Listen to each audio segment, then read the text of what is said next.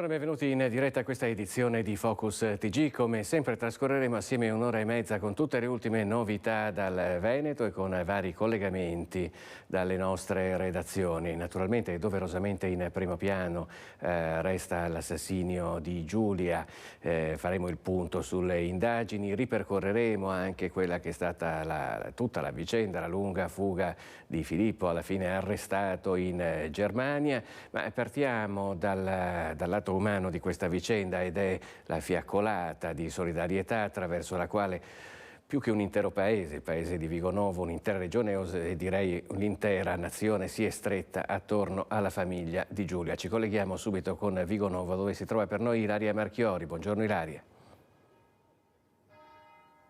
Sì, buongiorno Filippo, buongiorno ai nostri telespettatori. Ci troviamo qui davanti all'abitazione della famiglia Cecchettin e come vedete i fiori sono aumentati ancora rispetto a ieri. Sono davvero tantissimi i mazzi che sono stati depositati, così come altri biglietti e anche altre candele che sono state accese anche ieri davvero a lungo tempo, così come tutte le candele che abbiamo visto durante la fiaccolata. C'erano migliaia di persone, addirittura arrivavano da vie limitrofe dal punto di partenza, ovvero da Piazza Norma Cossetto, poco distante poi dal municipio, ed è stata una fiaccolata silenziosa, molto toccante, che poi si è conclusa nella piazza principale di Vigonovo, dove il sindaco Luca Martello e il sindaco di Saonara, la sindaca di Saonara, hanno poi detto due parole. Soprattutto il sindaco di Vigonovo ha detto alla famiglia che loro sono a disposizione per qualsiasi cosa. Dopodiché si è conclusa sulle note di una delle musiche della colonna sonora del film Il favoloso mondo di Amélie, che era una colonna sonora, una delle preferite di Giulia, e quindi la fiaccolata si è conclusa proprio così. È stato difficile trattenere le lacrime anche per il papà di Giulia, Gino Cecchettin, che fino a quel momento invece era stato sempre contenuto nel suo dolore. Ecco, quello che ha caratterizzato soprattutto negli ultimi 2 giorni, ma nel corso di tutta la settimana, la famiglia Cecchettin è stata questa enorme dignità, come ha detto anche ieri il generale dei Carabinieri del Comando Provinciale di Venezia, Conforti, quando siamo riusciti a intercettarlo per pochi secondi. Ha detto: ho visto una grande dignità, così come ha ribadito anche l'avvocato della famiglia Stefano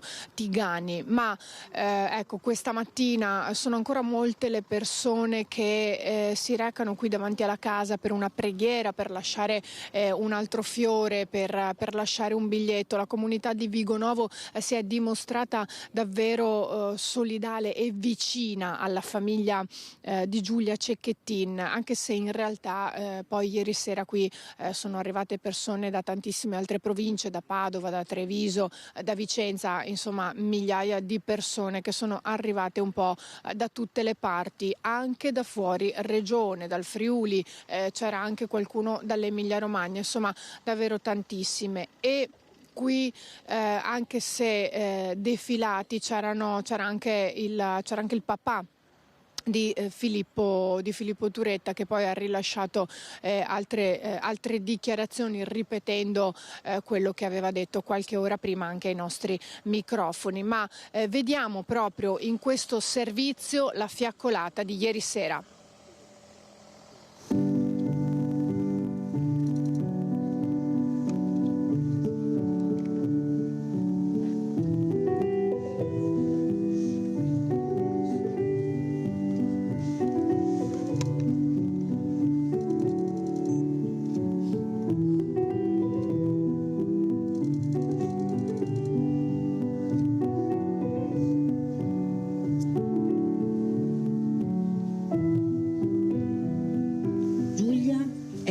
Della nostra comunità.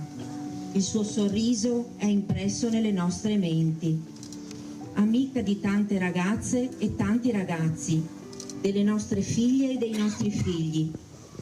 Giulia è stata una donna solare, buona, coraggiosa, forte, che aveva affrontato appena un anno fa, insieme alla sua famiglia, il lutto enorme della perdita della mamma Monica.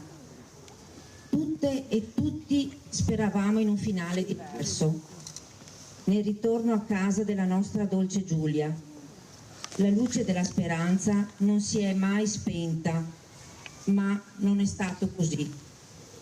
Giulia in questi giorni, come chi ha avuto la fortuna di conoscerla, è stata capace di conquistare con il suo meraviglioso sorriso e con la sua semplicità il cuore di tutti noi, di tutta l'Italia.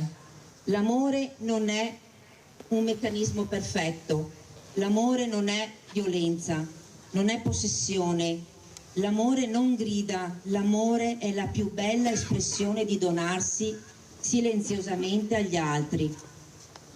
Che il sorriso, la dolcezza, la bontà e la purezza di Giulia rimangano nei nostri cuori e possano essere la forza di andare avanti. Cara Giulia, ci consola il tuo abbraccio con la tua mamma. Insieme date la forza a chi vi ama di affrontare di nuovo la vita nel ricordo del vostro identico e contagioso sorriso.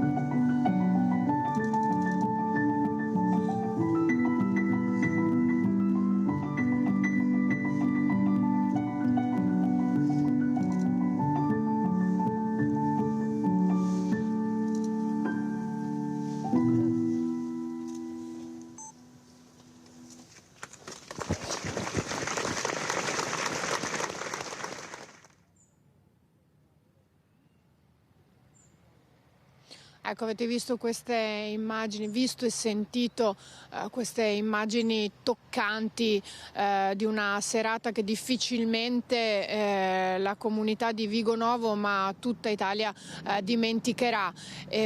Qualche ora prima, poco prima, avevamo sentito il papà di Giulia che diciamo da sabato si era chiuso nel silenzio doverosamente dopo la notizia del ritrovamento della figlia, del suo corpo senza vita, e ci ha detto ormai non si può più tornare indietro, però bisogna guardare avanti e noi proprio partiremo da quello che ci è successo per fare qualcosa di grande per impedire che possa accadere ancora. Allora sentiamo proprio le parole del papà di Giulia. Stavo dicendo che da questa vicenda deve nascere qualcosa. Noi come famiglia ci impegneremo attivamente affinché questo non succeda più. Ci impegneremo attivamente in qualsiasi modo perché altre ragazze, altre donne, io ed Elena, parlo a nome anche di Elena, e assieme all'onorevole Semenzato sicuramente faremo qualcosa. A noi come famiglia ovviamente Giulia manca tantissimo, l'avrete visto dai miei messaggi di questa mattina, però dobbiamo farci forza e guardare al futuro. Lei proprio stamattina ha lanciato un messaggio a tutte le donne, a tutte le ragazze. Assolutamente a tutte le donne. Guardatevi bene nella vostra relazione, qualsiasi di comunicare col papà, col fratello, con chiunque vi possa dare fiducia, ma se avete anche solo il minimo dubbio che la relazione non sia quella che voi desiderate, comunicatelo, perché è solo in questo modo che avrete salva la vita, per non essere qui a celebrare di nuovo un altro femminicidio. Ecco, io come padre ovviamente mi faccio delle domande, purtroppo il tempo è passato, è troppo tardi adesso. Facciamo qualcosa per chi ancora ha la possibilità di restare qua. Elena, anche tu hai scritto dei post forti sui social. Certo, perché mi sembra il minimo. Mi sembra il minimo, perché pensare a mia sorella, pensare che un minuto di silenzio non possa fare la differenza. Un minuto di silenzio per Giulia non è necessario, bisogna prendere questa cosa come un esempio e trasformarla in potere per trasformare quella che sarà la vita di altre persone nel futuro, perché starsene qua con le mani in mano a piangere non serve a nulla. Dobbiamo proteggere le ragazze del futuro e le ragazze del presente che sono ancora qui con noi oggi, perché Giulia questo avrebbe voluto. Ecco, Elena poi ha ribadito più volte anche poi nel corso della serata e di questa mattina che si farà portavoce di questa battaglia, dunque non solo per Giulia ma anche per tutte le altre ragazze, perché non succeda più. Da Vigonovo è tutto, io restituisco la linea allo studio. Grazie a Ilaria Marchiori, a Sandro Ponchio, alla fiaccolata. Non c'era solamente sono due le famiglie che sono colpite da questa tragedia, l'altra è quella di Filippo Turetta, la famiglia del giovane che è stato arrestato ieri in Germania è naturalmente sotto shock per tutto ciò che è accaduto in questa settimana. Il padre di Filippo, Nicola, ha partecipato in modo defilato alla fiaccolata per Giulia a Vigonovo, senza però incontrare Gino Cecchettin, mentre ha abbracciato Andrea, lo zio di Giulia, e poi ha parlato anche di Filippo.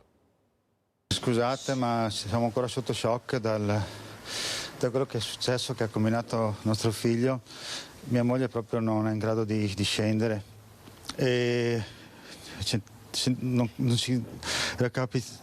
capiamo come possa essere successa una cosa del genere. Porgiamo le massime condoglianze, siamo vicinissimi alla famiglia di Giulia, perché le volevamo bene, l'avevamo conosciuta bene, veniva qua con Filippo, si vedevano, sembrava una coppia perfetta, e quindi non so come poter rimediare, nessuno porterà più la Giulia, ma siamo molto vicini a questa famiglia e quindi non riusciamo a capire come possa aver fatto una cosa così, un ragazzo che abbiamo cercato di dare tutto quello che potevamo dare, e penso fino a quel maledetto sabato, che praticamente sembrava che facesse, ha sempre comportato un ragazzo che purtroppo io da padre l'ho giudicato, pensato che fosse un figlio perfetto, perché non mi ha dato mai nessun problema né a scuola né con i professori, né mai un litigio con qualche compagno di scuola o che altro, mai.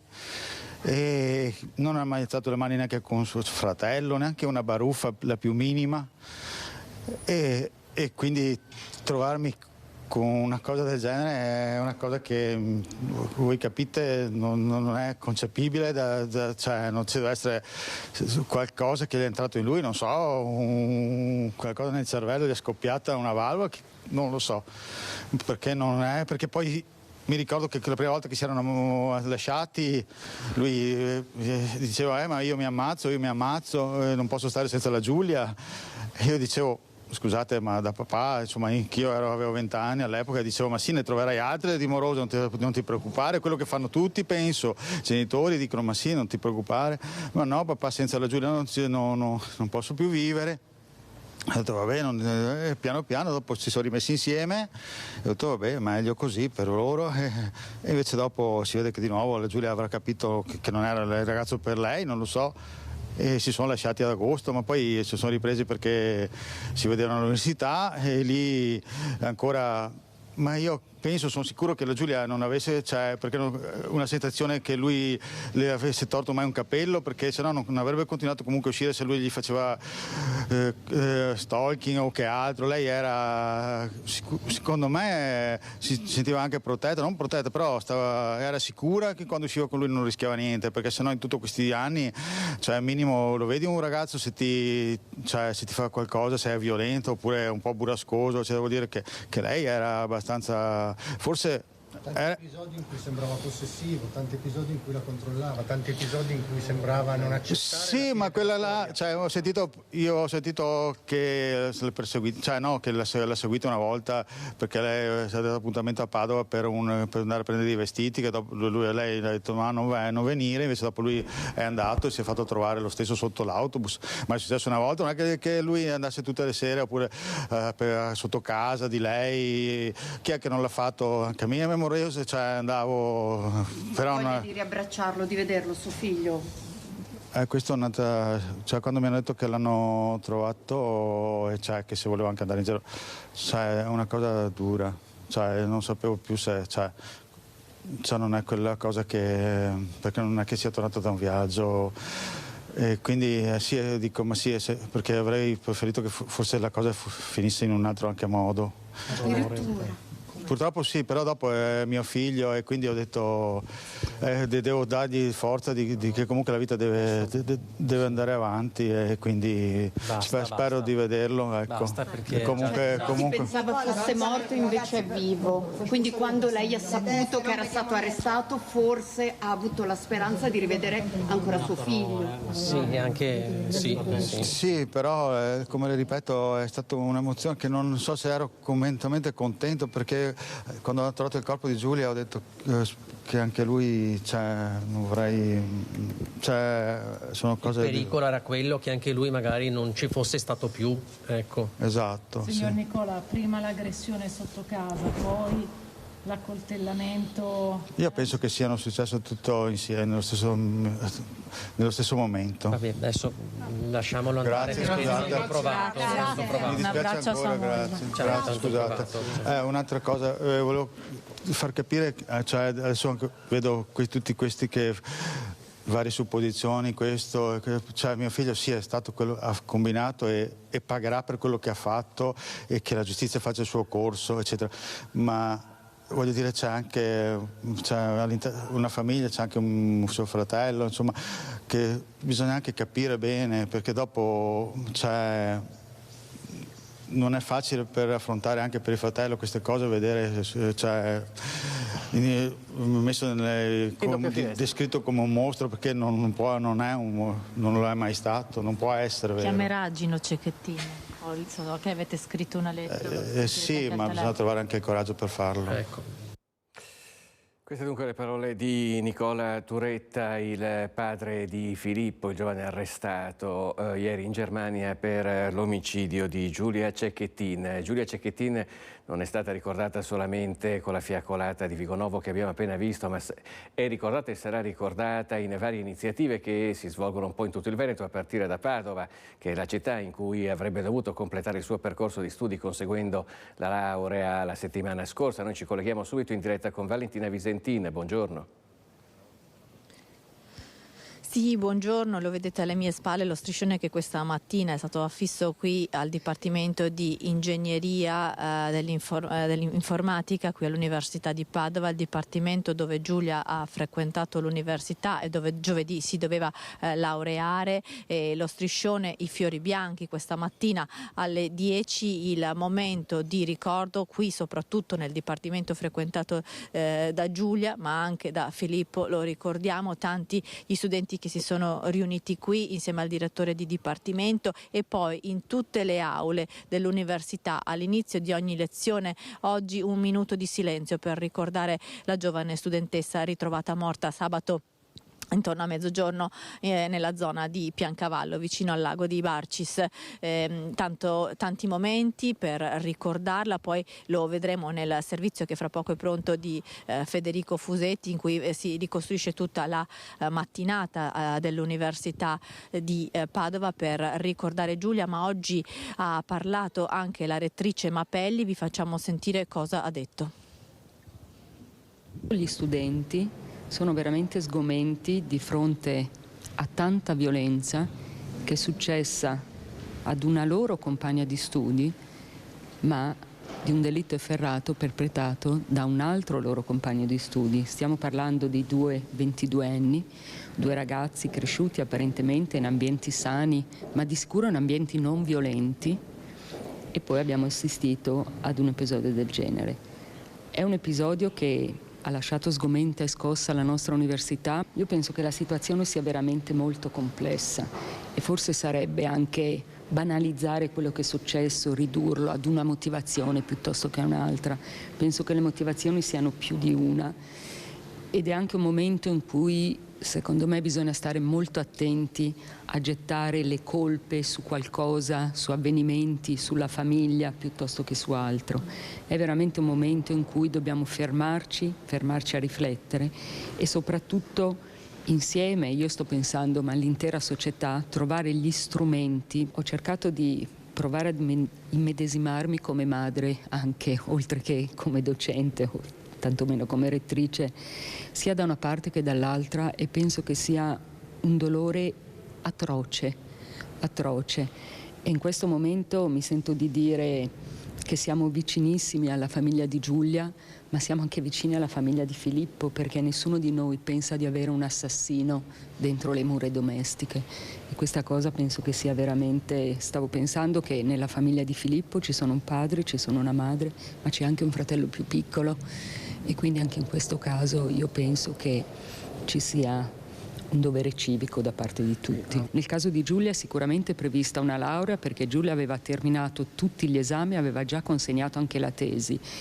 Quello che io voglio fare però è rispettare in questo momento il dolore dei genitori, perché la cerimonia deve essere necessariamente concordata con la famiglia e per la famiglia, e quindi rispettando un momento di dolore poi prenderemo contatti con il padre e i fratelli di Giulia per avere un momento in cui, se lo vorranno, ricordare Giulia con una laurea alla memoria. Queste le parole della rettrice Mapelli, ma a ricordare Giulia anche la ministra Anna Maria Bernini dell'Università, che oggi, fatalità, era proprio prevista al Bo per un convegno. Fra poco riusciremo a sentire anche le sue parole. Intanto volevo darvi questa informazione: alle 19:30 questa sera qui nel quartiere del Portello, il quartiere universitario del Portello, partirà una manifestazione organizzata spontaneamente dalle varie associazioni padovane, una manifestazione in memoria di Giulia, che arriverà dal Portello, arriverà in Piazza delle Erbe a Padova. È prevista la massima adesione e dovrebbe essere presente anche la sorella di Giulia, Elena Cecchettin. L'appuntamento, il tantam sui social dicono che l'appuntamento è proprio qui alle 19:30 a Porta Portello. Per quanto riguarda invece la situazione di Filippo Turetta, lo sappiamo, ha trascorso la sua prima notte in carcere ad Halle in Germania dopo la convalida dell'arresto. Sentiamo le parole del senatore Ostellari, sottosegretario alla giustizia, che oggi ha parlato dei tempi dell'estradizione di Filippo. E io vi saluto e restituisco la linea allo studio. I tempi tecnicamente potrebbero essere, diciamo così, sicuramente anche più lunghi, ma in questo caso sarà trasferito presto da noi. Qualcuno parla già di 48 ore, insomma, vediamo se riusciamo a fare diciamo così, tutto quello che è necessario fare per consentire che il corso sia quanto più veloce possibile. È un dramma veramente impressionante e credo che noi dobbiamo proseguire sulla strada che abbiamo già intrapreso. Alla Camera il governo e questa maggioranza aveva chiesto, insomma, unità da parte anche di tutte le altre forze politiche per cercare di fare presto, perché il testo c'è, è un buon testo ed è in grado, diciamo così, di coprire un po' una fattispecie ampia, insomma, di questo fenomeno. Contiamo che al Senato ugualmente si faccia velocemente, perché il Paese ne ha bisogno e ne abbiamo bisogno tutti, e poi contribuiamo anche a fare emergere questo che è un problema che dobbiamo assolutamente debellare tutti assieme. Questo è, diciamo, il messaggio, dobbiamo farlo assieme perché ne va del futuro di tutti noi e del futuro soprattutto dei giovani. Il dramma è talmente grande che credo tante parole, insomma, non servono. Qui noi dobbiamo dare, diciamo così, risposte, credo che la politica debba interrogarsi, lo stiamo facendo dando, diciamo così, anche degli strumenti, però certamente non ci può essere solo lo strumento repressivo, insomma, in questo caso ci vuole anche lo strumento capace di educazione vera, che non può fare però solo la scuola, insomma, non può fare solo la comunità, deve concentrarsi molto anche il nucleo principale, insomma, della nostra società, che è la famiglia, quindi i genitori, imparare a far accettare ai nostri figli anche i no. Queste dunque le parole del sottosegretario alla giustizia, il senatore padovano Andrea Ostellari. Come detto, è un'intera regione che si sta mobilitando, per cui adesso da Padova, dove eravamo in collegamento con Valentina Visentin, con la collaborazione tecnica di Federico Cibotto, ci spostiamo nel Bassanese, andiamo a Marostica, dove c'è per noi Sharon Di Carlo con Alessandro Costacurta, perché si prevedono anche nel Marosticense delle iniziative contro la violenza sulle donne. Buongiorno Sharon. Sì, buongiorno Filippo e buongiorno a tutti i telespettatori. Il 25 novembre sarà la giornata mondiale contro la violenza sulle donne, un tema ormai attuale come in questo momento, e 23 comuni della Pedemontana prenderanno parte a un progetto molto importante. Rompiamo il muro del silenzio. Infatti in ogni comune del territorio ci sarà una fiaccolata che avverrà anche a Marostica. Noi siamo con Ilenia Bianchini, l'assessore alle pari opportunità. Buongiorno. Buongiorno a tutti e buongiorno. Ci racconta di questo progetto, cosa succederà in questi 23 comuni? Allora, tutti e 23 i comuni si uniranno insieme per fare una fiaccolata con un tema che è rompiamo il muro del silenzio. Quest'anno ha una valenza diversa, perché tutte le fiaccolate, tutte le camminate saranno comunque dedicate a Giulia. Giulia, che è nel cuore di tutti noi da qualche giorno purtroppo, e ancora di più da sabato. Ogni comune in linea di massima lo faremo venerdì sera alle ore 18:30, ogni comune con un percorso diverso, ma ogni comune il tema più importante è quello della presenza maschile e della vicinanza a tutte queste donne che subiscono ogni giorno violenza. Oggi c'è stata, questa mattina siamo qui in conferenza stampa appena terminate, all'inizio della conferenza c'è stato un minuto di silenzio per Giulia Cecchettin. Sì, e questo lo dobbiamo anche al sindaco di Marostica, che mi ha pregato di portare all'attenzione di tutti questo momento. Un momento di silenzio, un momento di ricordo, un momento di probabilmente silenzio, anche perché forse di parole ne sono già state dette tante, ne sentiremo dire tante, però di fatto il silenzio è quello che è più vicino al cuore di tutti. Prima sentivo che quello che chiedete è la presenza di tanti uomini a queste fiaccolate. Sì, io sono sempre stata del parere che noi donne siamo brave a fare squadra insieme, noi donne siamo forti insieme, ma gli uomini sono forti di base. L'uomo è proprio la forza, ma quella forza io penso debba essere dedicata all'aiuto della donna, alla forza di superare anche le difficoltà, perché molti uomini uccidono perché non sanno superare le difficoltà, ma la forza dell'uomo sta proprio nel superare le difficoltà e nell'essere vicino alle persone che ama. Grazie all'assessore del pari opportunità Ilenia Bianchin, grazie mille. Invece io credo la signora Mainardi, che adesso sta un attimo chiacchierando, perché l'avevo... Signora Mainardi, ecco, venga pure qua con me, perché Filippo, volevo parlare dei numeri, di dati della violenza sulle donne qui, insomma, in tutto il territorio. Ricordiamo che Maria Pia Mainardi è del Centro Antiviolenza Spazio Donna. Sono aumentate le richieste di aiuto in quest'ultimo anno? Almeno una decina in più dai dati che abbiamo adesso. Mi raccontava, sono 221 quest'anno a differenza dei 214 invece del 2000. 214 erano fino al 31 dicembre, questi sono fino ai primi di novembre, quindi saranno ancora di più. No, esatto, allora nel 2022 erano 214, sì. Invece oggi con quelle di questa mattina, perché esattamente questa mattina sono arrivate altre 10 chiamate che sono state registrate nell'ultima settimana. Ma non siamo a fine d'anno, capisce? Quindi probabilmente sono un po' di più. Sono aumentate. Sì, sono aumentate, da noi sì. Un trend in aumento soprattutto di ragazze giovani, mi raccontava. Sì, sono aumentate dai 18 ai 40, quindi come dicevamo il problema è o il primo approccio è un approccio sbagliato, oppure si insinua qualcosa di perverso un po' più avanti e non va bene così, bisogna che le scelte siano programmate, chiare, lucide anche per le ragazze e i ragazzi. Ma come in questo momento i centri antiviolenza dovrebbero essere la base, no? Soprattutto della comunità e della società, però stanno affrontando un momento particolare, ci racconti? Sì, c'è questa intesa che è uscita nel 2021 e che crea dei problemi a tutti i centri antiviolenza, quindi se guardassimo bene metà dei centri antiviolenza delle case rifugio dovrebbero chiudere, quindi grandi problemi nelle regioni, si telefonano da regione a regione, c'è alcune regioni che hanno poche, che hanno risolto, altre che hanno rimandato tutto per lasciarci la possibilità di rimetterci in ordine. Noi siamo in ordine a Bassano, quindi abbiamo i requisiti, se le altre non hanno i requisiti, con soprattutto le cooperative che possano avere il tempo per mettersi in requisito per la regione, ma non si può lasciare in un momento di incertezza così, perché non si può lavorare senza la programmazione, bisogna potersi programmare per tempo. Vuole fare un appello quindi alla regione?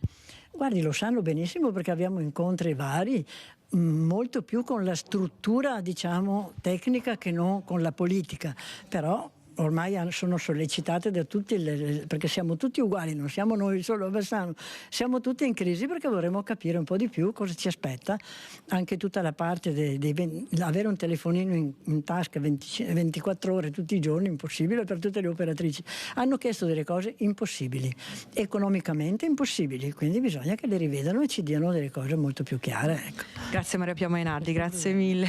Filippo da Marostica è tutto, vi restituiamo la linea. Grazie a Sharon Di Carlo, Alessandro Costacurta e ai loro ospiti, naturalmente in collegamento diretto da Marostica. Tra poco sentiremo altre reazioni, vedremo altre iniziative che si stanno svolgendo in queste ore in Veneto, però prima ricostruiamo quanto accaduto ieri, quando dopo 7 giorni è finita la fuga di Filippo Turetta, che è stato identificato dalla polizia tedesca. La fuga di Filippo Turetta termina alle 22 di sabato su un'autostrada tedesca, la A9, all'altezza della cittadina di Bud-Dürrenberg, a circa 150 km da Lipsia. Siamo nel cuore dell'Europa, la Fiat Grande Punto Nera si trova in corsia d'emergenza, in panne, la benzina è finita, le luci spente. Sono alcuni automobilisti di passaggio a chiamare la polizia che una volta sul posto identifica il giovane. Su di lui il mandato di cattura europeo scattato venerdì mattina come conseguenza dell'iscrizione nel registro degli indagati con l'accusa di tentato omicidio, diventato omicidio con il ritrovamento del corpo di Giulia 24 ore dopo nel canalone tra Barcis e Piancavallo. Agli agenti tedeschi Filippo appare stanco e rassegnato, non oppone resistenza e viene portato in un ufficio di sicurezza. La notizia è confermata solo a metà mattina, a quasi 7 giorni esatti dall'inizio dell'orrore, 7 giorni di frame, telecamere, segni inequivocabili del suo passaggio da Zero Branco a Lienza. In un distributore automatico vengono trovate delle banconote insanguinate, ma è la prima ispezione cadaverica compiuta su Giulia a rivelare una furia cieca. La ragazza è stata coltellata, forse addirittura 20 fendenti alla testa e al collo, un massacro. Non solo, in questa strada secondaria della Valcellina Filippo avrebbe portato il cadavere in braccio giù lungo il dirupo, deponendolo sotto una grande roccia e coprendolo con alcuni sacchi neri trovati nelle vicinanze, e questo verso le 3 del mattino. I RIS qui sono ritornati anche nelle scorse ore. Resta da capire quale sia stato il luogo dell'aggressione fatale, considerato che si è appreso solo ora in zona industriale a Fossò è stato trovato e repertato anche un coltello spezzato. Il pensiero atroce va agli ultimi istanti di vita della ragazza, caricata in auto agonizzante. Era già morta o è morta nel tragitto? Forse questo sarà chiarito dall'autopsia vera e propria. Filippo per il momento resta in Germania, il suo avvocato è in contatto con le autorità locali. Ho chiesto di farmi parlare con lui, però al momento non sono in grado di farmi parlare, mi daranno un contatto di un legale che gli è stato nominato lì. Al momento non partiranno, non andranno in Germania, anche perché da quello che si sa non dovrebbe volerci molto tempo perché torni qui, quindi al momento non partiranno. Non lo sappiamo, ci potrebbero volere qualche giorno, come una settimana, ecco, io questo non dipende dalle autorità tedesche. Dunque 7 giorni di fuga per Filippo Turetta, non solo nel Triveneto ma anche all'estero. Gli inquirenti stanno proprio cercando in queste ore di ricostruire tutti i suoi passaggi. Da noi c'era stata questa comunicazione che dicevano che erano passati per San Candido, e quindi l'ultimo mercoledì c'è stata sia la polizia che i carabinieri che ci hanno chiesto, siccome abbiamo le telecamere davanti al bar che fanno vedere su tutte e due le piazze, di controllare sia martedì che mercoledì per vedere se trovavamo qualche indizio, qualche cosa. Il sentore che Filippo potesse trovarsi tra Pusteria e Austria è stato fortissimo per tutta la settimana. Marco da Pozza è titolare di un bar in centro a San Candido, tra i territori più setacciati da pompieri volontari e forze dell'ordine. Il centro altoatesino è controllato 24 ore su 24 da un sofisticato sistema di telecamere e webcam, un'allerta specifica pochi giorni fa. E anche giovedì, perché giovedì c'è stato anche un altro nel prossimo paese che è Verschaco, un funerale. Lì i pompieri, i vigili del fuoco hanno detto che prima, perché siccome il defunto era un vigile del fuoco e loro hanno dovuto fare ancora un intervento prima del funerale perché hanno dovuto controllare delle strade, le stradine su in montagna, nel monte del Montelmo e nella zona qui dei dintorni. Prima di arrivare in Pusteria e quindi Austria, la Punto di Filippo era stata catturata dalle telecamere presenti a Ospitale, frazione Sopracortina, sulla statale di Alemagna, imboccata dopo aver fatto tappa sul Giau, Palafavera, lo Zoldano, la diga del Vajont, la Valcellina, Piancavallo e Barcis, il luogo del ritrovamento di Giulia. Chiaro che la macchina delle ricerche si sia concentrata in questo angolo di Alto Adige che in bassa stagione è pieno di immobili sfitti, percorsi, malghe, a Lienz, che si trova a circa 40 km da San Candido. L'auto di Filippo sarebbe stata ripresa mercoledì. Lienz, capoluogo dell'Ostirol, ma anche snodo strategico per Tirolo e Carinzia. Forse questo Filippo, da appassionato di montagna, lo sapeva bene. Ci sono 2 strade che si possono fare, ma anche molto di più, però una, come dice lei, si chiama il Felbatauern, è un passo, no, che in inverno spesso a volte chiuso da tanta neve che c'è, ma adesso è ancora aperto. Può essere che sia passato in là, come può essere che abbia fatto l'altra strada per Zell-am-See, che abbia fatto l'altra... Zell-am-See, quindi verso la Carinzia. Sì, giusto, sì, giusto, che è più comoda. L'altra, oltre il passo, è un po' più difficile, un po' più tortuosa. Scattano le ricostruzioni, ma restano il dolore e lo shock di intere comunità. Volevo fare le condoglianze alla famiglia e a tutti i parenti della povera ragazza, non solo da parte mia ma da parte del comune, sicuramente da parte di tutto dell'Alto Adige. Ci dispiace tantissimo che sia finita così, eravamo tutti in trepidazione, speravamo in un lieto fine, però purtroppo è successo quel che è successo. E i tempi di estradizione per Filippo Turetta saranno rapidi, a dirlo il Ministro della Giustizia. Prima abbiamo sentito il Sottosegretario della Giustizia, il padovano Andrea Ostellari, il Ministro trevigiano Nordio. Vediamo. Per quanto riguarda la giustizia, noi abbiamo già inasprito le pene, abbiamo creato dei nuovi reati. Diciamo che dal punto di vista normativo quello che si poteva fare è stato fatto, però ricordiamoci che la repressione penale non è incisiva più di tanto in queste situazioni. Quello che occorre è la prevenzione del reato e quindi questo si può avere soltanto attraverso l'educazione, attraverso l'informazione e attraverso un cambiamento radicale di mentalità da parte di molti maschi che ritengono ancora di essere i detentori del potere fisico e psicologico nei confronti delle donne. Questo si può fare soltanto attraverso l'educazione. L'educazione però inizia in famiglia e quindi bisogna educare anche i genitori oltre ai figli, perché è nelle prime fasi della vita che si sviluppa la concezione del bambino nei confronti del prossimo, ed è una concezione che deve essere ispirata al rispetto di tutti i soggetti e in particolarmente di quelli deboli. Purtroppo questi fenomeni sono accaduti anche nel passato, ma oggi hanno una sorta di accelerazione che per certi aspetti è inspiegabile, e quindi noi dobbiamo capirne le cause, ma ripeto, il modo migliore per intervenire efficacemente non è soltanto la repressione penale, ma è quello dell'educazione, della informazione e della sensibilità, soprattutto da parte dei genitori nei confronti dei figli più giovani, per educarli ad essere rispettosi verso gli altri. Sui tempi di estradizione di Filippo Turetta, il ministro è chiaro.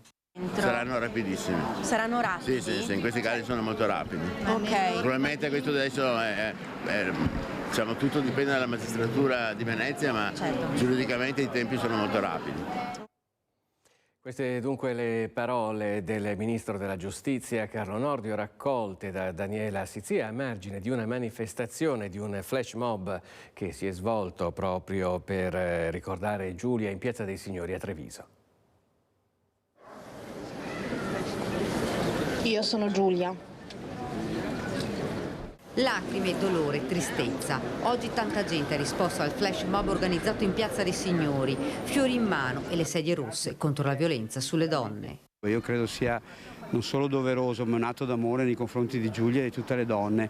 È anche un segnale, un messaggio verso gli uomini per cominciare a comportarsi bene, a capire che la persona con cui vive è una persona privilegiata, è una persona a cui bisogna voler bene, quindi un segnale per tutti.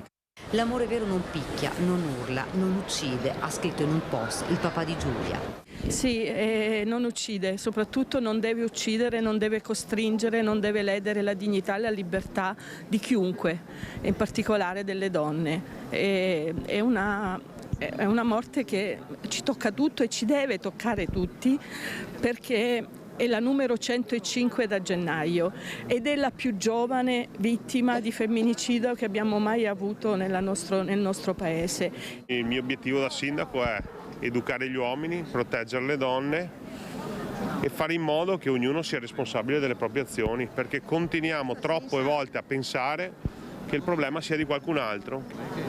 Ogni vita spezzata è una storia che perdiamo, è una donna che perdiamo. Io credo che è vero, dobbiamo dire basta, però dobbiamo agire e non possiamo più star fermi. Speriamo che la giustizia sia precisa e anche rapida, e soprattutto che si possa chiudere questa pagina e che possa arrivare un po' di conforto ai genitori. Resta l'amarezza per chi poi è nelle istituzioni di arrivare sempre un attimo dopo, sempre un passo dopo. C'è una rete che funziona però su altri fronti, anche su altre tipologie di uomini. E forse qui bisogna davvero lavorare in prevenzione, ma sull'uomo.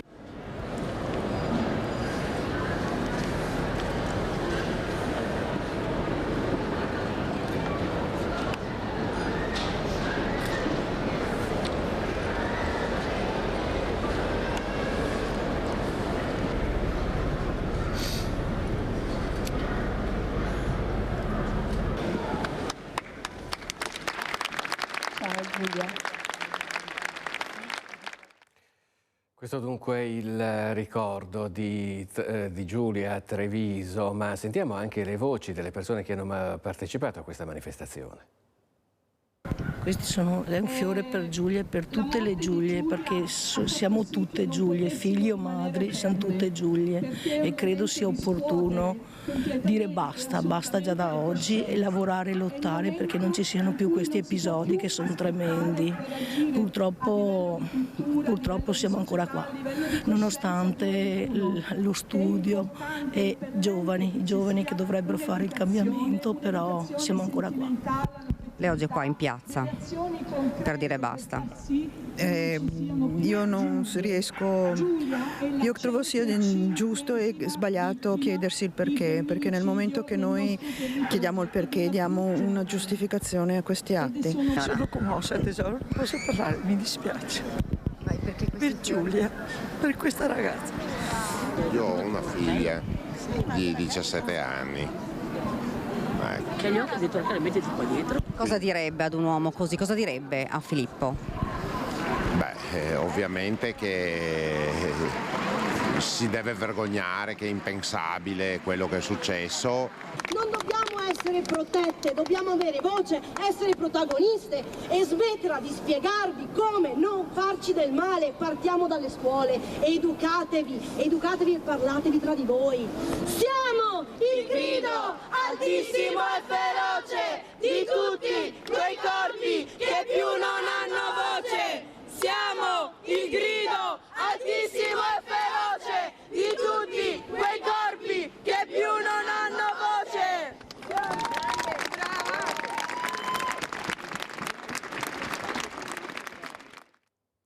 Questa è dunque la manifestazione in ricordo di Giulia e anche la rabbia per quanto è successo. Le immagini erano da Piazza dei Signori a Treviso. Nel frattempo continuano ad arrivare reazioni dal mondo della politica. Oggi a Padova era presente il ministro dell'Università e della Ricerca Anna Maria Bernini. Sentiamola. È un simbolo, ma è anche una persona. È una persona di cui bisogna rispettare la storia, il dolore della famiglia. E, ha detto bene, non è una laurea honoris causa, è la sua laurea che si è guadagnata con un percorso di studi eccellente a cui lei teneva moltissimo. Quindi non possiamo dimenticare Giulia, poi Giulia è anche un simbolo, sarà un simbolo, ma Giulia è Giulia. Giulia e le sue circostanze, la sua vita bellissima, sua sorella, i suoi genitori, e questo è molto importante anche per sensibilizzare le persone nel futuro. La cosa più importante per garantire il rispetto è personalizzare. Io credo, per carità, molto nell'efficacia deterrente delle norme, soprattutto la parte preventiva delle norme. Le leggi ci sono e vanno applicate e se il governo le può migliorare ci mancherebbe, fondamentale, ma credo moltissimo nel lavoro di comunità, credo che ciascuno di noi possa fare la sua parte, dando un senso. Impossibile dare un senso a quello che è successo, ma dando un senso al concetto di educazione e di rispetto. Famiglie, scuola, università, ci siamo tutti, nessuno può chiamarsi fuori. Queste dunque le dichiarazioni del Ministro dell'Università Anna Maria Bernini, raccolte pochi istanti fa dalla nostra redazione di Padova, e ora ci spostiamo in provincia di Treviso, a Roncade, dove sulla vicenda si è espresso anche il Presidente della Regione Luca Zaia. Dobbiamo lavorare ovviamente con le scuole, parlare ai ragazzi, non perché i ragazzi siano i più coinvolti dal femminicidio, anzi gli adulti non mancano di avere purtroppo questo primato, e dall'altro anche di fare un grande lavoro come comunità, partendo dalle famiglie, partendo dagli amici dei giovani, ma non solo, visto e considerato che molto spesso dei segnali, degli alert che sembrano banalità, poi magari nel caso estremo possono trasformarsi in quello che abbiamo visto. La mente malata va intercettata, la mente malata va intercettata. Per quanti progetti si facciano, poi forse il vero progetto è quello di educazione, ovviamente ai sentimenti, alla gestione dei sentimenti, al rispetto della donna, ma dall'altro anche dei progetti che ci aiutino a fare un'altra cosa importante, che è quella di spiegare che se si vedono dei segnali non di normalità, vanno comunque affrontati e ovviamente segnalati a chi è esperto nel trattare le patologie, soprattutto le psicosi, le ossessioni. Se investiamo su questo, alla fine isoleremo le menti malate, e isolate le menti malate dovremmo agire proprio clinicamente sulla mente malata, ma questa è un'altra storia. Queste le dichiarazioni di Luca Zaia, raccolte da Marta Marangon pochi istanti fa a Roncade. Come vedete, la vicenda è molto complessa, non solo la vicenda nello specifico, ma quella che riguarda la violenza, la cosiddetta violenza di genere. Noi abbiamo chiesto delle opinioni ai bassanesi. Dopo i drammatici fatti di cronaca con la morte di Giulia, posso chiedervi, secondo voi, come si possono evitare tragedie come queste? Bisogna lavorare nelle scuole, nelle famiglie? Un po' da tutte e due, secondo me, e tornare. Noi siamo genitori di un bambino e un altro in arrivo, per fortuna. Forse si è perso un po' il senso del dire di no.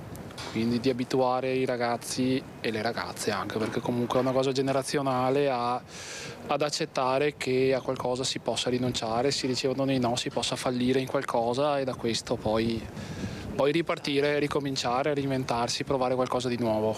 Si dovrebbe insegnare soprattutto ai ragazzi cos'è l'amore e che non è possessività e bisogna lasciare libere le altre persone.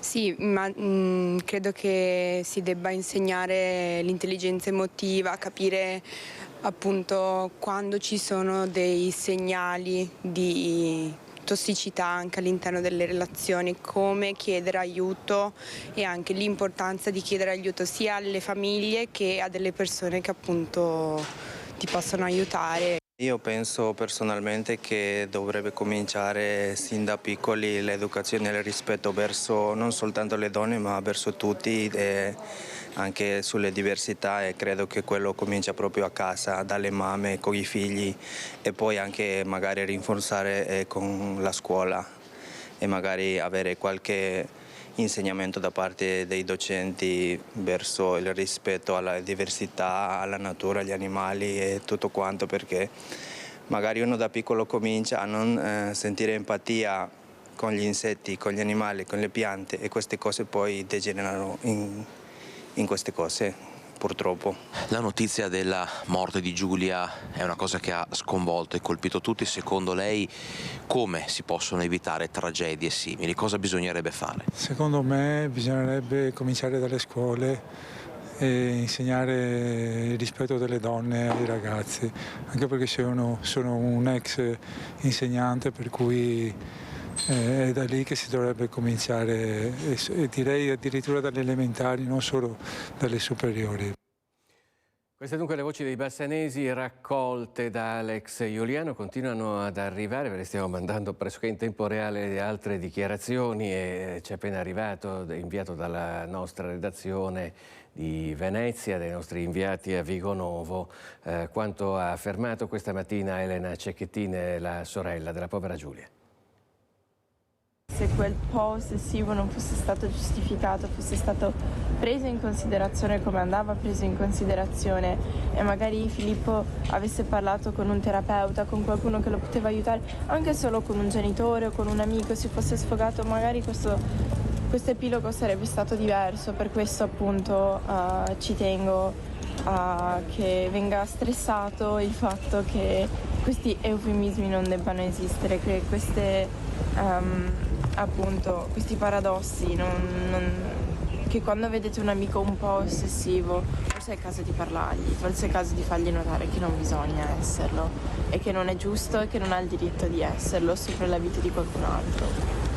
Filippo ha deciso di chiudere la vita di mia sorella e non aveva il diritto di farlo, ma lui non solo la sua. Lui ha spezzato anche la vita mia e della mia famiglia, perché io mi sveglio ogni mattina e mi viene da piangere a pensare che mia sorella non è nella camera a fianco alla mia. E questa mattina me la sono immaginata mentre mi diceva forza Lele, vai e spacca tutto, perché lei mi supportava sempre. E lui non aveva il diritto, lui non è nessuno per avere questo potere e non doveva prenderselo. Credo fermamente che la differenza non debba essere sulle spalle delle donne, anzi gli uomini devono fare un mea culpa, anche chi non ha mai fatto niente, almeno un episodio in cui avete mancato di rispetto a una donna in quanto donna, in cui avete mancato di rispetto a qualcuno solo perché donna, avete magari fatto del catcalling, dei commenti sessisti con i vostri amici, l'ironia da spogliatoio come la chiamano. Non va bene, fatevi un esame di coscienza e realizzate questa cosa, e poi imparate da questo episodio e iniziate a controllare, a richiamare anche gli altri vostri amici, perché da voi deve partire questo, perché noi donne possiamo imparare a difenderci, ma finché gli uomini non fanno un esame di coscienza e non si rendono conto del privilegio che hanno in questa società, non andremo da nessuna parte. E veramente fatelo per mia sorella. Queste le parole di Elena Cecchettin, sorella di Giulia, assassinata sabato scorso. Ieri, dopo la messa domenicale, anche il parroco di Torreglia, il paese di Filippo Turetta, ha rivolto un pensiero alla drammatica vicenda che ha scosso l'intera comunità. Don Franco, è un momento difficile per la vostra comunità, certo. E lei ha appena rivolto una riflessione per Filippo e per la sua famiglia quando ha preso la notizia questa mattina che era stato arrestato. Cosa ha pensato? Guarda, io ti dico quello che ho appena detto. Alla fine io ho tirato un sospiro di sollievo perché si supponeva che potesse finire diversamente. Ma perché l'ho fatto? Perché in questo modo Filippo, ci auguriamo, si potrà rendere conto di ciò che ha fatto e domandare perdono. Una benedizione per lui, ha detto, e anche per la sua famiglia, perché c'è anche tutta una famiglia che sta vivendo questo grande dolore. Comincia un iter per la famiglia, oltre che per lui, che immaginiamo sarà, come dire, impegnativa per tutti. Però il punto sul quale io insisto e la ragione per cui ho tirato il sospiro di sollievo è che lui si renda conto e domandi perdono al Signore e a coloro che ha offeso.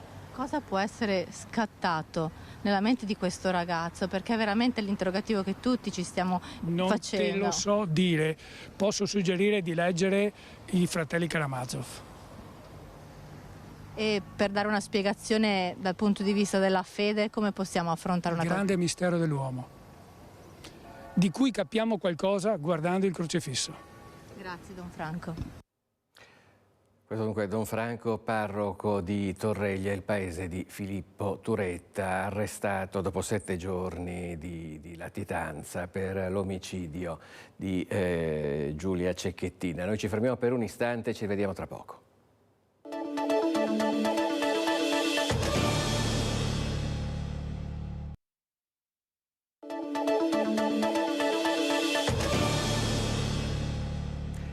Bentrovati a Focus TG, andiamo nuovamente a Padova, stiamo naturalmente parlando della tragedia di Giulia e Filippo, continuano ad arrivarci contributi dalla nostra redazione, questo è quanto è accaduto poco fa all'Università di Padova, il servizio di Federico Fusetti.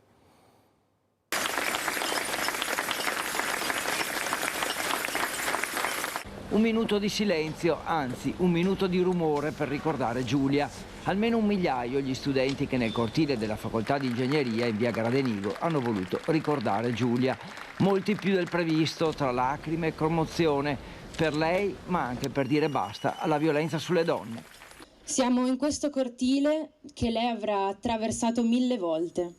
Era una nostra compagna di corso, studentessa come noi, con cui condividevamo spazi e obiettivi. E la cultura dello stupro è una cultura in cui siamo immersi tutti e tutte da quando nasciamo e non possiamo farci niente, non c'è un modo per sfuggirne. Ed è una cultura che al suo apice ha l'uccisione, ha lo stupro, ma che si regge su una serie di atteggiamenti quotidiani che siamo educati a tollerare, a sopportare, a giustificare, a incoraggiare, che sono la pacca sul culo non richiesta, che sono le battute sessiste, che sono la possessività. Combatti per urlare più forte di me. Possiamo vivere senza paura, mamma, proprio come ho vissuto io. Se domani tocca a me, voglio essere l'ultima. Però di Giulia posso dire io personalmente che l'ho conosciuta che era una ragazza tanto tanto dolce e le foto che sono state prese, usate, girate nei social, nei giornali non sono foto in cui era in posa, ma sono foto della sua quotidianità. Quel sorriso era il suo sorriso vero. È stata un'emozione forte, già abbiamo un dolore grandissimo nel cuore vedere tanti ragazzi così oggi. Da un segnale di speranza. C'è una panchina rossa vagante, c'è itinerante che ogni anno viene posta su un dipartimento all'altro, quest'anno verrà posta qui e in più sembra che ci sia un'associazione, adesso non dico ancora il nome perché non è ancora confermato, che ha deciso di donarci una panchina rossa e questa sarà installata stabilmente presso il nostro dipartimento e l'avremo qui tutti i giorni dell'anno per sempre.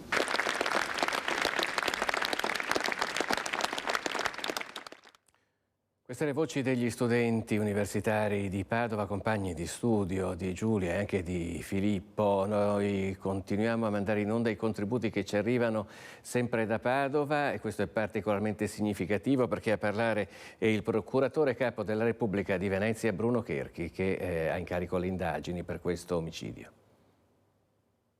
Sì, il clima non è un clima positivo, perché quando io capisco naturalmente l'attenzione per un caso così grave che ha colpito tutti quanti, perché anche in ambito familiare, di amicizia, sappiamo che questa cosa ha colpito moltissimo, proprio perché è una cosa, come dire, che come è stato detto, che può colpire tutti quanti, perché sono i ragazzi della porta accanto.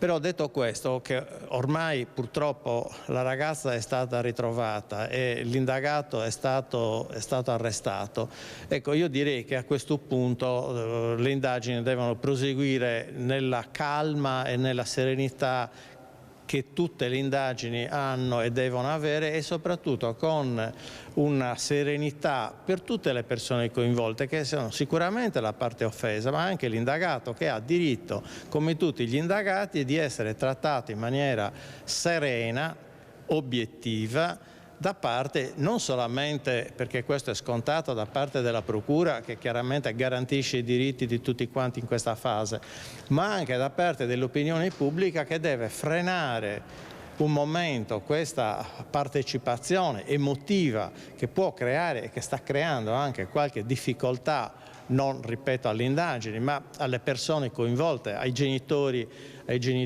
dell'indagato, e questo non è un fatto positivo. Le indagini si devono svolgere in maniera corretta. L'indagato è stato arrestato, gli è stata notificata la misura cautelare, che in quel momento era ancora tentato omicidio, ed è trattenuto dalla polizia tedesca. Noi siamo già da ieri, abbiamo fatto una riunione ieri pomeriggio, siamo in contatto con l'autorità giudiziaria del Länder, che è competente per territorio, e con la polizia tedesca. Quindi i passi diplomatici sono stati fatti. È chiaro che il ritrovamento della ragazza mutta il titolo di reato da tentativo in omicidio consumato, e quindi questo sarà rinotificato.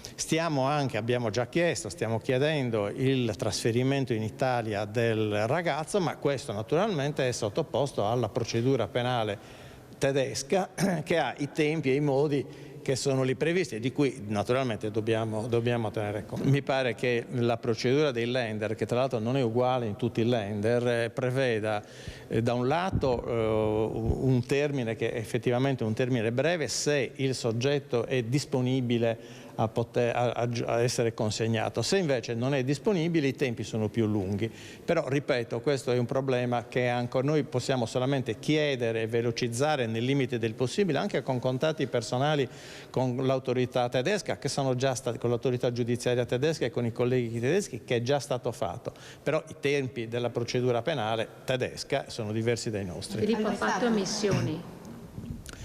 Non è stato interrogato, perché per essere interrogato bisogna che gli si nomini un difensore, dobbiamo interrogarlo, ma questo può essere fatto, direi, quando viene consegnato. Certo, se i tempi fossero molto lunghi, se i tempi della procedura tedesca fossero lunghi, potremmo pensare di andare a sentirlo in Germania, però questo lo vedremo nei prossimi giorni. Queste dunque le parole del procuratore capo di Venezia, Bruno Cherchi, raccolte pochi istanti fa a Padova. Anche la città di Vicenza si stringerà nel ricordo di Giulia Cecchettin mercoledì 29 novembre con una fiaccolata per Giulia che partirà dall'Esedra di Campomarzo e proseguirà per Corso Palladio per poi raggiungere Piazza dei Signori. L'iniziativa è promossa dal Comune di Vicenza con Donna Chiama Donna, che gestisce il centro antiviolenza comunale, e l'Associazione Italiana Donne Medico. L'omicidio di Giulia Cecchettin, ha commentato il sindaco di Vicenza Giacomo Possamai, colpisce tutte e tutti in maniera straziante e lascia senza parole. Non dobbiamo abituarci al dolore e alla violenza. Siamo scesi in piazza tante volte in questi anni a seguito di femminicidi accaduti nel nostro territorio, tanto che il rischio è quello di pensare, ha proseguito Possamai, che sia tutto inutile. L'uccisione di Giulia purtroppo è solo una tra le centinaia che si consumano. L'intero paese, ha concluso Possamai, si deve interrogare, siamo noi a dover sentire una responsabilità a cambiare le cose. Questo quindi il sindaco di Vicenza Giacomo Possamai. Mercoledì 22 novembre la fiaccolata in ricordo di Giulia. Noi voltiamo pagina, adesso ci spostiamo a Bassano del Grappa per parlare della protesta che sta montando tra i residenti di quartiere Merlo per la comparsa del cantiere per l'installazione di un'antenna telefonica, una torre di 25 metri d'altezza a ridosso delle case.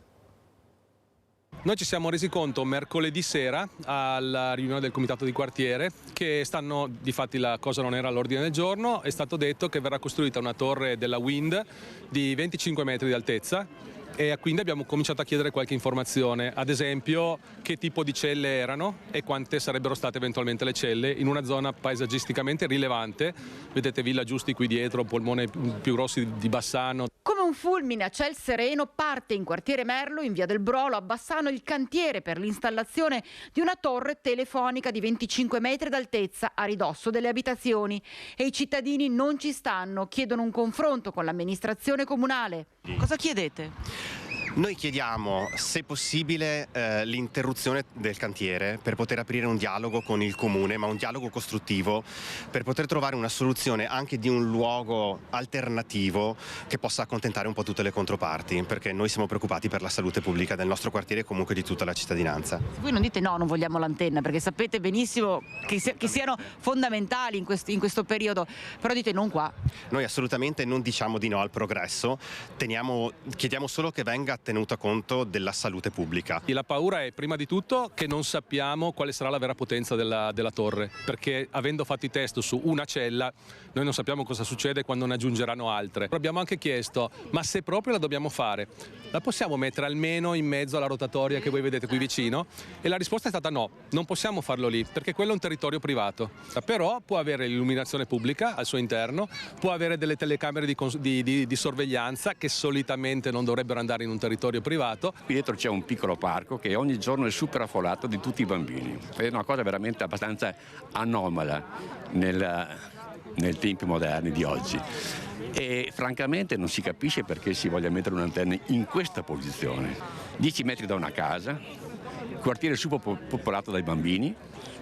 E poi da un punto di vista prettamente estetico, guardando Bassano, uno che arriva e che si vede questo candelotto alto 30 metri, mi sembra che sia poco appropriato. Un po' di buon senso penso che farebbe bene a tutti quanti.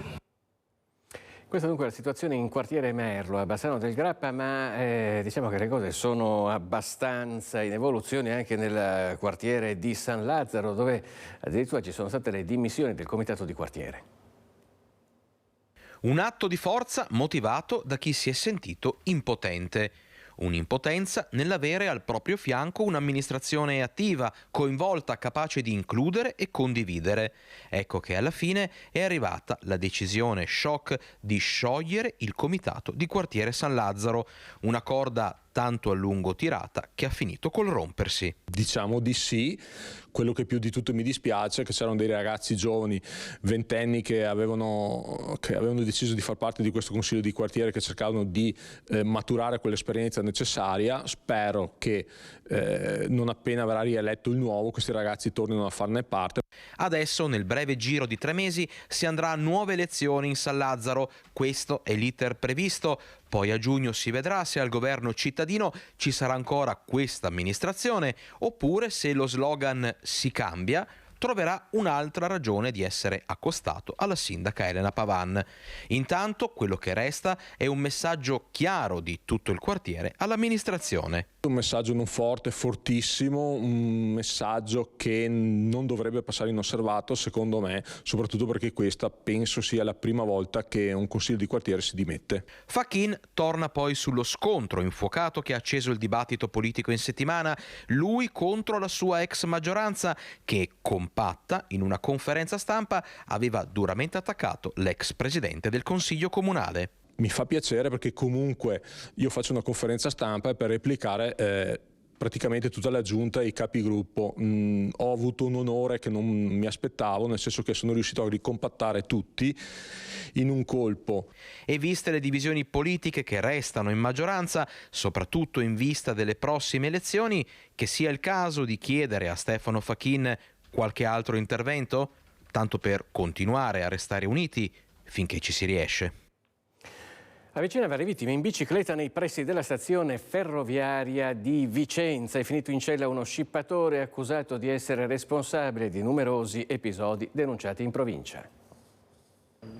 È finito in carcere un 34enne residente ad Arzignano, già denunciato per lo scippo ai danni di un'anziana vicentina in centro città sabato scorso. Il provvedimento restrittivo dell'uomo è stato eseguito dagli agenti della sezione volanti su ordinanza del Tribunale di Vicenza a seguito delle indagini che si sono successivamente sviluppate su fatti simili avvenuti in modo analogo anche in altre località della provincia. Il modus operandi era sempre lo stesso. L'uomo era solito spostarsi in treno per aggirarsi poi nell'area esterna della stazione dove agganciava le vittime per depredarle. In alcuni casi, come per l'anziana scippata, faceva uso anche di una bicicletta per dileguarsi più facilmente. Poche ore dopo, infatti, un fatto analogo era accaduto ai danni di una cittadina moldava. Attivisti di ultima generazione hanno bloccato il traffico a Padova per sensibilizzare la gente sui cambiamenti climatici, ma gli automobilisti non l'hanno presa molto bene. Siamo noi che stiamo protestando in modo non violento. Quando ci saranno persone che stanno veramente incazzate, questo sarà un problema anche per voi. Un gruppo di 5 attivisti di ultima generazione si è seduto in mezzo alla strada srotolando uno striscione e bloccando il traffico di via Grazia alla Stanga, uno dei nodi più critici della viabilità. L'azione è avvenuta intorno alle 8:20 suscitando la rabbia dei tanti automobilisti costretti a fermarsi mentre stavano andando al lavoro. L'intento dei manifestanti era quello di sensibilizzare sulla questione del cambiamento climatico, ma visto l'orario e il traffico hanno ricevuto molti insulti e improperi da parte degli automobilisti che hanno protestato e suonato il clacson fino all'arrivo delle forze dell'ordine che hanno trascinato via i manifestanti portati in caserma per essere identificati. Questo dunque quanto accaduto a Padova. A Vicenza invece sono stati momenti di paura per l'incendio che è divampato in un condominio questa notte. Incendio nel cuore della notte in un appartamento di Contrada dei Torretti a Vicenza. I pompieri sono immediatamente intervenuti con 3 mezzi e 9 operatori, riuscendo a circoscrivere le fiamme all'abitazione che si trova al 4º piano di un condominio. Le fiamme si sarebbero sviluppate verso le 4 all'interno della cucina. Il fumo denso ha poi immediatamente invaso l'intero appartamento e nel vano scale del piano superiore. Fortunatamente non ci sono stati feriti, ma l'abitazione è stata dichiarata inagibile. La causa del rogo al vaglio dei tecnici potrebbe essere stata un cortocircuito. La Guardia di Finanza ha denunciato un ex assessore all'urbanistica e all'edilizia privata di un comune della provincia di Treviso, dimessosi nel 2019, questo è quanto sappiamo perché le sue generalità non sono state rese note, per avere falsificato alcune pratiche catastali ed edilizie anche dopo aver cessato l'incarico nella giunta comunale. I reati contestati sono la falsità materiale del pubblico ufficiale in certificati o autorizzazioni amministrative e falsità materiale commessa da privato. In particolare per il periodo in cui era assessore, l'ipotesi accusatoria è di aver falsificato 2 permessi di costruire, mentre per l'epoca successiva alle dimissioni le indagini riguardano la falsificazione di una segnalazione certificata di agibilità, una denuncia di variazione catastale e un permesso di costruire. Alcuni progetti del PNRR a Vicenza sono a rischio e quanto emerge dopo la riunione della Commissione Controllo e Garanzia.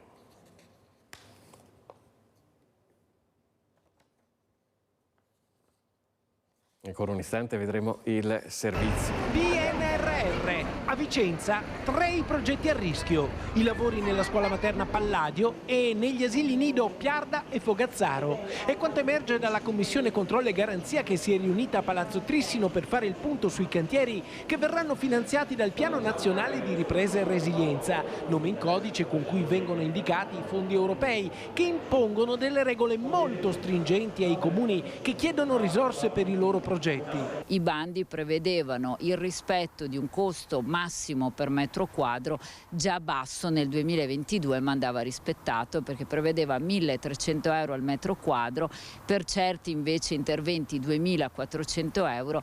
Basta chiedere a un progettista, era quasi impossibile già rispettare questi numeri all'epoca, figuriamoci con l'aumento che poi c'è stato.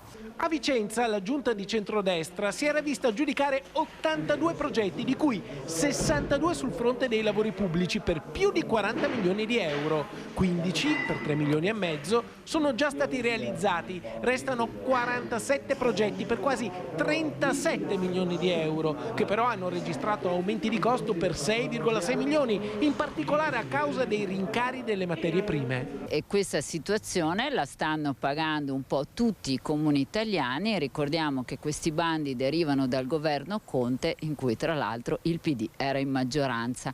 Quindi noi siamo sempre stati un po' critici su questi bandi, andavano evidentemente preparati un po' bene, un po' meglio, ma i comuni si sono adeguati come era loro compito. Gli aumenti hanno portato l'attuale giunta di centrosinistra a riconsiderare alcuni progetti, altri invece potrebbero essere modificati per una legittima scelta politica.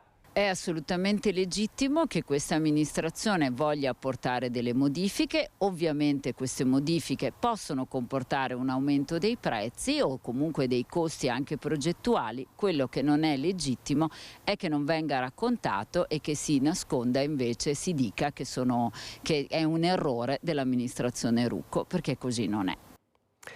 Ci fermiamo per un istante, ci rivediamo tra pochissimo.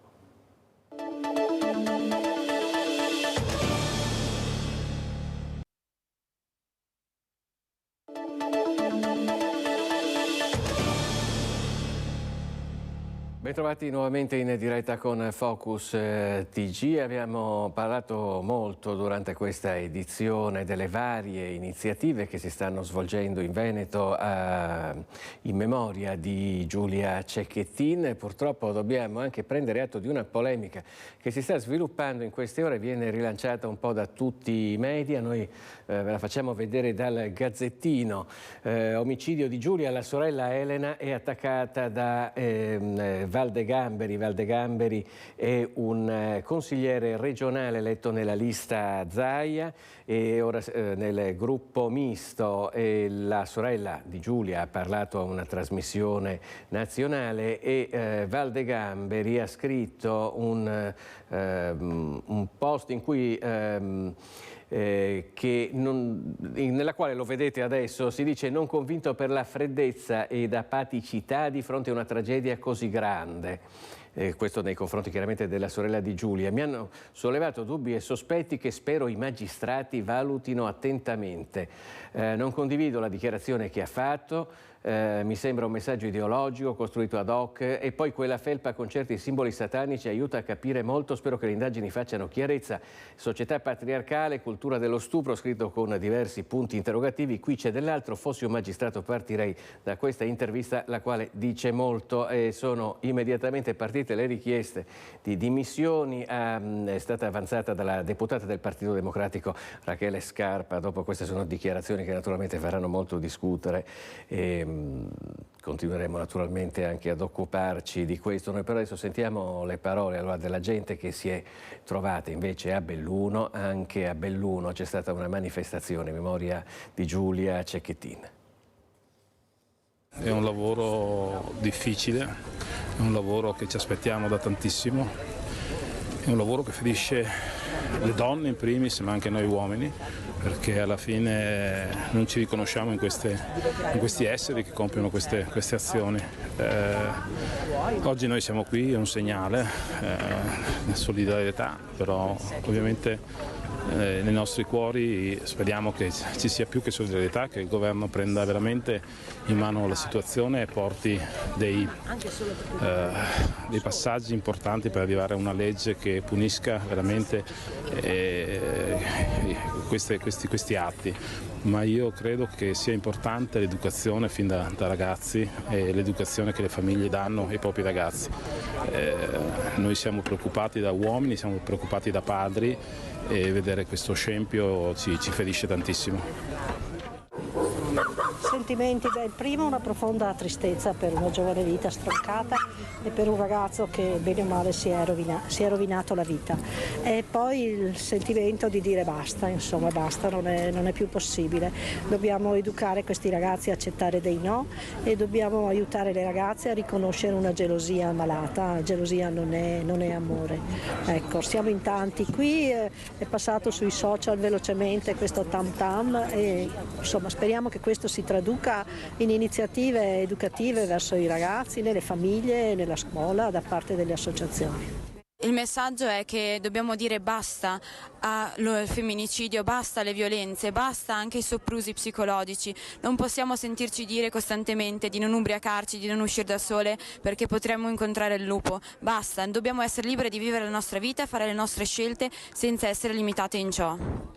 Tantissimo da fare e questa è una tragedia che ha colpito tutti. In Giulia abbiamo visto le nostre figlie, le nostre amiche, le nipoti, le ragazze che guardiamo tutti i giorni felici di prendere in mano il proprio futuro, libere di farlo. E anche il fatto che lei fosse così generosa nei confronti di questa persona che invece evidentemente aveva già manifestato un'insopportazione per la sua libertà. Siamo qui perché abbiamo capito finalmente e credo una volta per tutte che bisogna partire dall'educazione, bisogna partire dai nostri figli, dalle scuole elementari. Speriamo che il governo approvi veramente immediatamente questa legge che includa l'educazione sentimentale nelle scuole da subito, perché non bastano più i centri antiviolenza per i quali dobbiamo batterci, però non bastano più le questioni emergenziali a dopo la violenza, a dopo gli omicidi. Ce lo immaginavamo, ieri sera non siamo più riuscite a stare ferme e zitte e abbiamo voluto dare anche lo spazio a tutte e a tutti di condividere il dolore, perché è importante anche condividere il dolore per poi riuscire a tirarne fuori qualcosa di buono e cambiare l'esistente. Queste dunque le voci raccolte a Belluno, il flash mob in memoria di Giulia Cecchettin contro la violenza sulle donne. A Romano Dezzelino invece si sono costituiti i baby vandali che il fine settimana scorso avevano distrutto parte della scuola a Montegrappa. I ragazzi che hanno compiuto quel fastidioso atto vandalico si sono resi conto della gravità del loro atto e sono venuti a presentarsi. Hanno preso coraggio e si sono costituiti i giovani minorenni che il weekend scorso hanno distrutto a colpi di atti vandalici parte della scuola media Montegrappa di Romano Dezzelino. Bidoni dell'immondizia rovesciati, rifiuti sparsi ovunque, ma anche attrezzatura sportiva danneggiata, oltre che porte spaccate dal lancio di sassi. E ora cosa accadrà? I ragazzi hanno una settimana di tempo per pensare a come mettersi a disposizione della comunità. Evidentemente il comune ha tutta una serie di attività da poter far svolgere loro.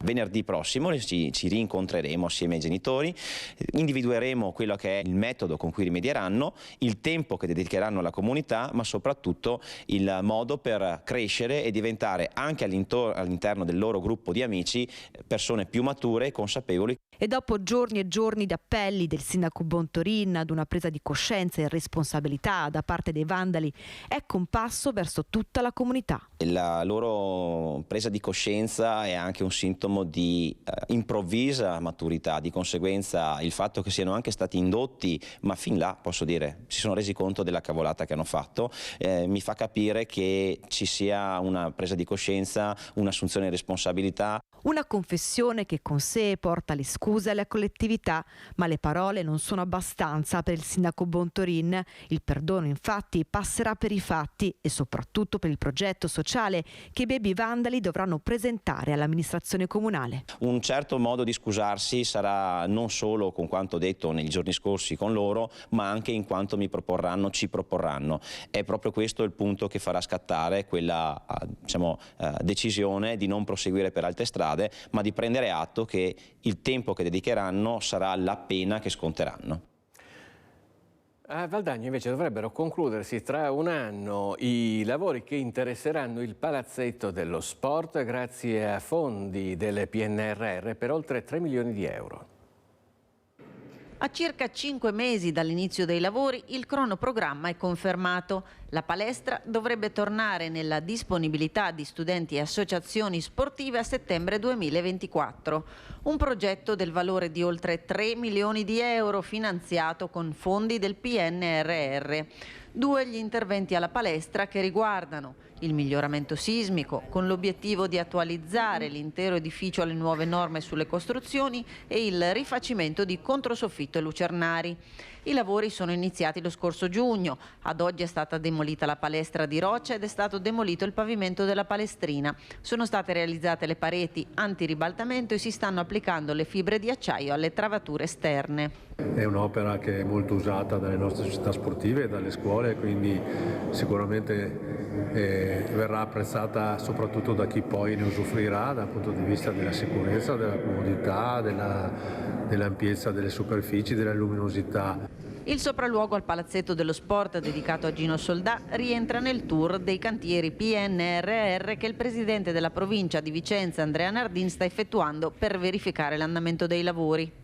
Stiamo via via visitando tutti i 18 cantieri finanziati col fondi PNRR, oltre 35 milioni di investimento che andranno a servizio dei cittadini vicentini. Questo è uno di quelli, un intervento importante di oltre 3 milioni di euro per la messa in sicurezza di un bellissimo palazzetto dello sport, ma soprattutto messa in sicurezza strutturale che consentirà un utilizzo più sicuro, più gradevole, più piacevole, ma soprattutto più funzionale a chi utilizzerà questo palazzetto quando fra circa un anno sarà terminato.